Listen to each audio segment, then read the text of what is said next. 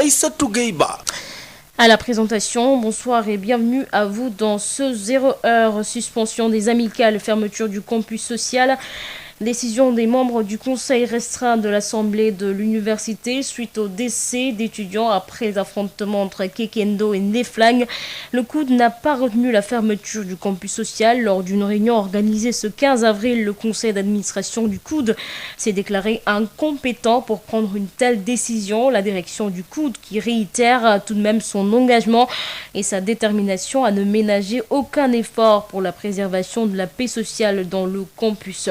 Décision des membres du Conseil national de l'Assemblée de l'université après le décès de suspendre ou de fermer le campus social. Les étudiants ont fait face aux forces de l'ordre pour manifester leur opposition à la nouvelle suspension des amicales. Le collectif des amicales des étudiants de l'université Cheikh Anta Diop de Dakar qui refuse et refute toutes les velléités de fermeture du campus social. Écoutons Abdoulaye Cissé, il est le président de la faculté juridique et politique. Il est joint au téléphone par Biram Ndiaye.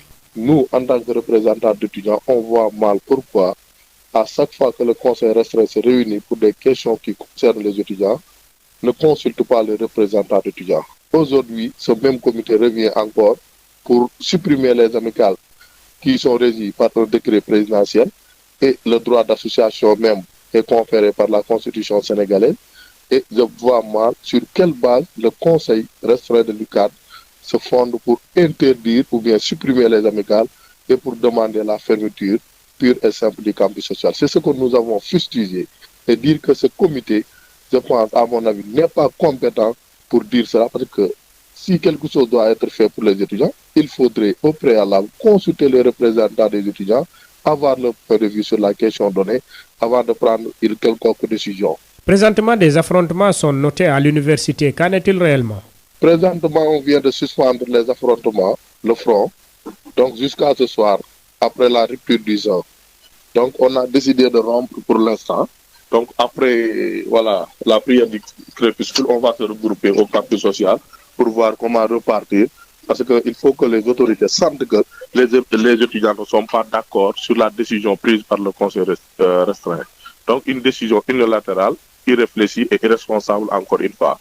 Et comme ils ont dit, suspension des activités des amicales jusqu'à nouvel ordre, nous aussi, nous allons suspendre toutes les activités des autorités universitaires jusqu'à nouvel ordre. Et ça sera œil pour œil, dent pour dent. C'est très simple. Et qu'est-ce que vous voulez? Nous, on veut que le conseil revienne sur la décision. Puisque les élections ont été programmées, la FASEC va partir le 22, la faculté de droit le 27.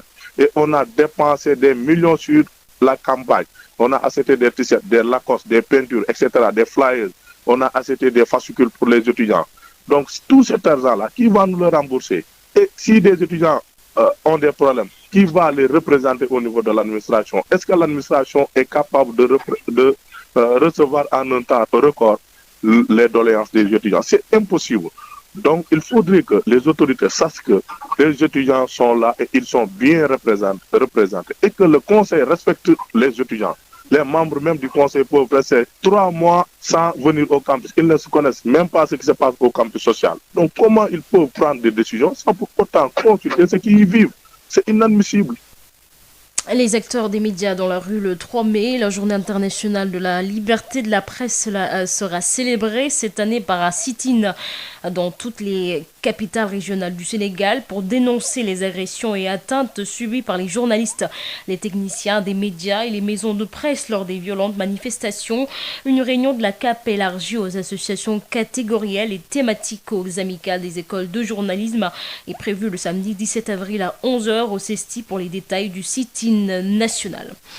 Bataille rangée entre les talibés de Serigne Bara Sène et les populations de Diohine. Les réseaux sociaux évoquent un conflit interreligieux. Le sous-préfet de l'arrondissement de Tataguine dément et parle de comportement du marabout, dualité entre talibés et une partie de la population.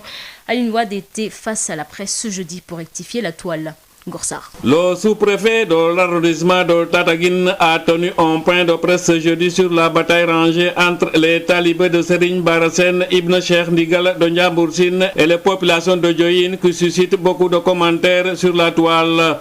À en croire Ali Wade, c'est le comportement de Serigne Bara qui a soulevé l'ire des populations et quelques blessés sont notés dans son camp. On a vu à travers les réseaux sociaux, les gens parlent de conflits entre chrétiens et musulmans, mais en réalité tel n'est pas le cas. C'est un marabout qui s'est installé tout dernièrement dans cette localité. Il y a un problème de comportement, un problème de dualité donc entre ces talibés et une partie de la population, ce qui a dégénéré et a provoqué quand même l'ire des populations, qui a occasionné des bagarres. Il y a eu quelques blessés, surtout du côté du camp du marabout. Le sous-préfet provoque une réunion de médiation et de réconciliation avec les deux parties, l'adjoint au maire de Diarère, le chef du village et les notables après l'intervention de la gendarmerie. Les antagonistes ont pris l'engagement de fumer le calumet de la paix à l'issue de la rencontre. Le marabout a été d'ailleurs rappelé par son père. Devant la tournure des événements, les éléments de la gendarmerie de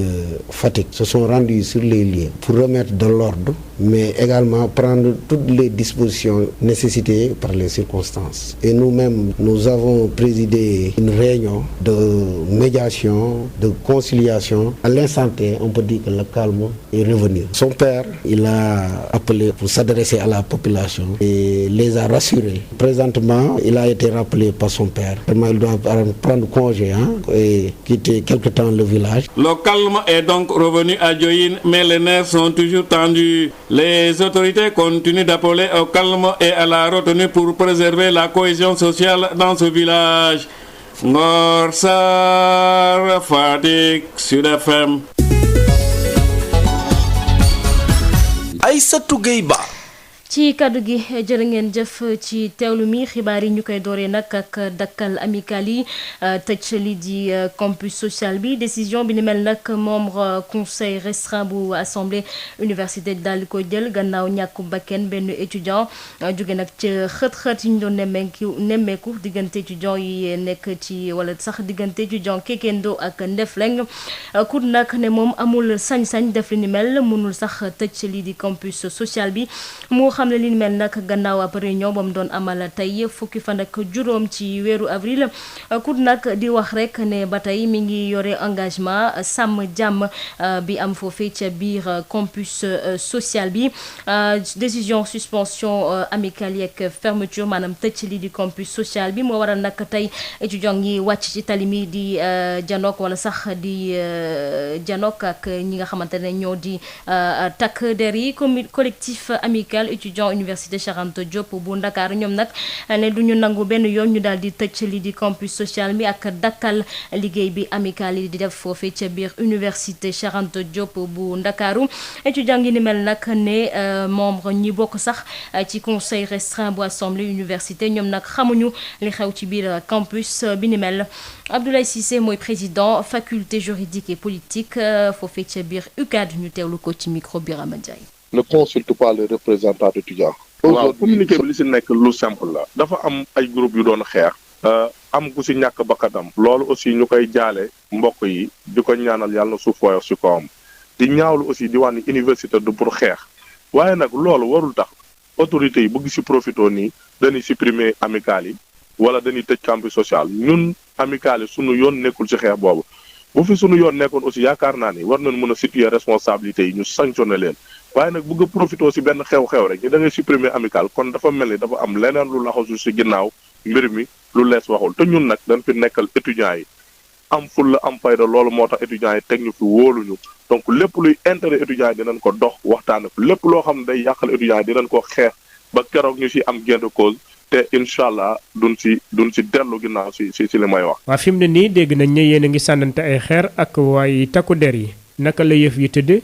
waaw actuellement nii dañu pause maa ngi nii suma pavillon pour ndogu pour ñu mën a wàccaat delluwaat ci mbir mi parce que tey duñu may jàmm autorités yi incha allah bu laajee ñu fanaanee sànnante dañ koy sànnante ba fajar wala ba xëdd jot ñu ñëw xëdd bu subaa ñu tegaat ko si parce que autorités yi nee na dañuy suspendre amicale yi ba nouvel ordre ñun aussi seen activité ñoom nañ ko dégg bu baax dañ koy suspendre ba nouvel ordre ñun tamit ça sera œil pour œil dent pour dent la loi du talion. léegi yéen lan ngeen bëgg. ñun li ñu bëgg yomb na.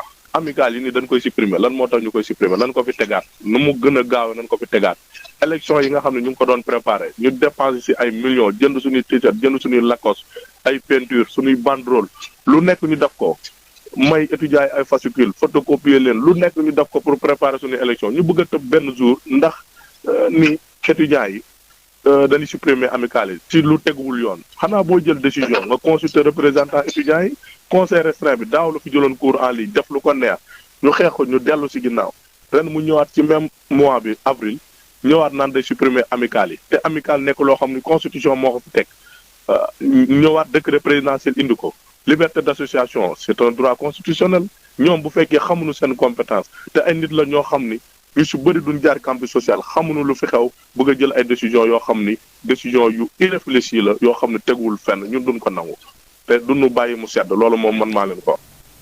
journée internationale de la liberté de la presse nañ ko daan amalee at bu ne dina wute lool ak atum ren ji li ko waral nag bokk na ci ñi yëngu ci wàllu média nee nañu daañu amal toogaanu ñaxtu ñetti fan ci weeru mai ngir mettitu nag agression yi nga xamante ne nag taskatu xibaar yi technicien média yi ak ñi yëngu ci wàllum presse bi dund nañ ko ca xët-xët yu ñu nemmeeku ci weeru mars bi ñu génn mbiru Ousmane Sonko Adji Sarr andi ko woon nag réunion CAP daañu ko amal nag bu samedi jotee fukki fan ak juróom-ñaar ci weeru avril bu 11 jotee foofee ca biir CESTI ngir wax rek lépp lu jëm ci wàllum nañu nar a doxale seen toggaanu ñaxtu boobee fukki fan ak wala sax ñetti fan ci weeru mai bii di ñëw xët-xët diggante taalibe sëñ Bara Sène ak ña dëkkee ca Diohine lan moo ko andi ci réseaux sociaux yi nag kàddu yi bëri na lool ku nekk du joxe kàdduwam ci mbir mi ni mel nag réseaux sociaux yi ñu ne nag conflit interreligieux moo ko andi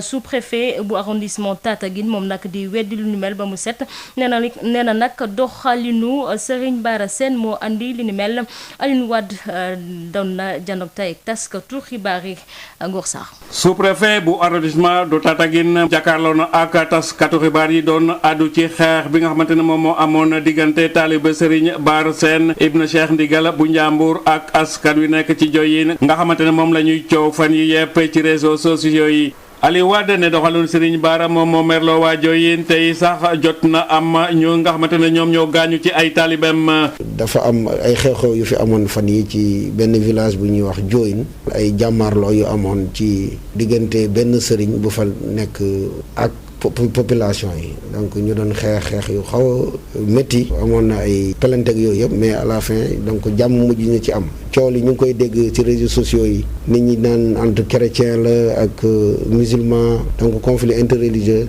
mais liñ ciy wax rek du loolu problème bi jeexal neen ko du affaire diina affaire problème la rek bu amoon foofu. sous-préfet bi mbir mi xewee dafa woote réunion pour jubale ñaari parti yooyu bokkoon ci itam adjoint maire bu Diarère ak chef du village ak notable yi nekk Diohine ginnaaw bi gendarmerie defee seen intervention bu pare ñaari parti yëpp nag nangu nañu juboo pour ñu mën a doxal jàmm ci dëkk bi ni mel sëñ bi sax daal dina woo doomam pour mu jóge Diohine fi ak jàmm di ñëw. gendarmerie ñëw na fa remettre un peu de l'ordre aussi jël na ci disposition yëpp. ko waxtaan ak ñaari parti yi te ñu nit jël nañ ci suñuy matuwaay ñu woote réunion mais bi ñu defee réunion bi ñoom ñëpp wax dëgg yàlla joxante neen loxo na problème bi maanaam daal jeexal neen ko kilifa sëriñ bi woote na ci réunion bi wax ne wax dëgg yàlla moom lii mi ngi koy ñaawlu donc sa dootul am donc li ko war ak digganteeg doomam dana ko def génn fa ba jàmm am daal mu mën a continuer liggéeyam. jàmm jooju sax tàmbali na dugg foofu ci Diohine waaye ba léegi itam mer baa nga fa. autorité yi nag continue di woote jàmm kër nga xamante ne foofu mooy Diohine daal liñ leen xamoon mu gën a dëgër. Ngor Sarr Fatick Sud FM. Aïssatou Gueye Ba. mbokk yi fii la ñuy yem ak yéen ci xibaar yi di leen jaajëfal bu baax ci seen beeg seen rajo di fi taataane xibaar yi Aïssatou Gueye Ba mu nekkoon ci kaddu gi ñu gërëm bu baax a baax kii di Papa Abdoulaye Dieye moom mi fare woon ci machine bi ñu fanaan ja